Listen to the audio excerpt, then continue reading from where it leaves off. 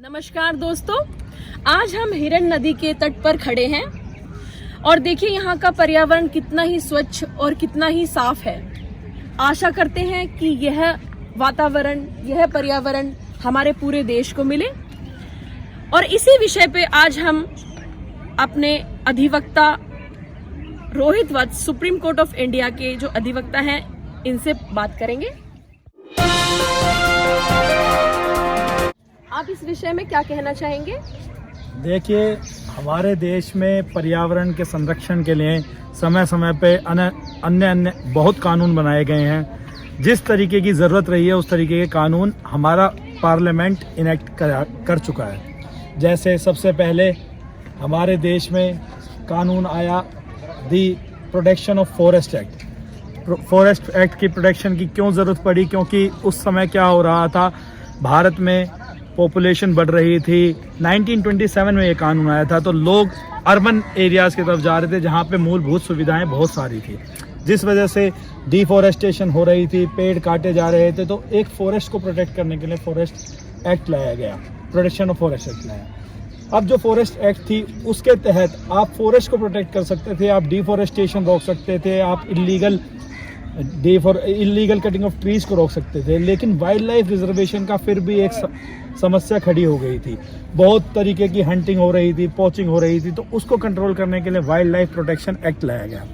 Wild life protection act में यह कानून अपराध बनाया गया, अगर कोई व्यक्ति हंटिंग करता है या किसी जीव को जो एंडेंजर स्पीशीज में है या एक्सटिंक्ट होने वाले हैं उनको मारता है, तो वो बड़ा ही कानूनन अपराध बनाया गया। धीरे धीरे जैसे जैसे इंडस्ट्रियलाइजेशन होने लगा तो ज़रूरत बनती गई और पार्लियामेंट ने फिर एयर एक्ट बनाया, protection and control of air pollution act, और उसी तरीके से वाटर पोल्यूशन एक्ट बनाया गया। अब समस्या क्या हुई कि जो ये एक्ट्स बनाए गए थे उनको पूरी तरह से लागू करना सेंट्रल गवर्नमेंट और स्टेट गवर्नमेंट के लिए मुश्किल हो रही थी, क्योंकि सेंट्रल गवर्नमेंट जहाँ पे कारगर थी वहाँ पे स्टेट गवर्नमेंट कहीं ना कहीं उनको रोक रहे थे, और जहाँ स्टेट गवर्नमेंट कारगर थी वहाँ सेंट्रल रोक रही थी।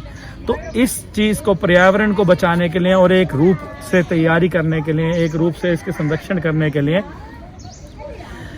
एक एनवायरमेंट प्रोटेक्शन एक्ट बनाया गया 1986 में। 1986 में इसका गठन हुआ। ये हमारी प्रधानमंत्री इंदिरा गांधी जी ने किया था और उन्हीं के जन्म दिवस वाले दिन ये लागू हुआ ये एक्ट। उसमें एक ब्लैंकेट लेजिस्लेशन बनाया गया जिसके अंडर आपके जो सेंट्रल गवर्नमेंट और स्टेट गवर्नमेंट के बीच में जो भी ब्रिज था वो खत्म कर दिया गया, जो भी दूरी थी वो एक ब्रिज कर दी गई, उसको दूर कर दिया गया। उस सारी को दूर करके एक एनवायरनमेंट प्रोटेक्शन एक्ट बना दिया जिसमें आपका एयर पोल्यूशन भी कवर था, वाटर लाइफ भी कवर है, वाटर पोल्यूशन भी कवर है, सब कुछ उसमें कवर कर दिया है।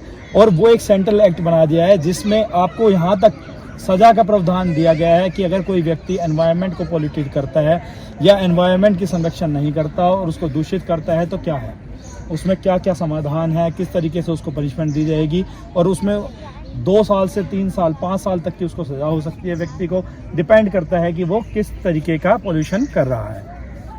धन्यवाद रोहित जी, बहुत ही बढ़िया जानकारी आपकी तरफ से, और आशा करती हूँ कि हमारे व्यूवर्स को भी ये जानकारी बहुत अच्छी लगी होगी और इस जानकारी को सिर्फ सुनना नहीं है, एग्जीक्यूट भी करना है। धन्यवाद।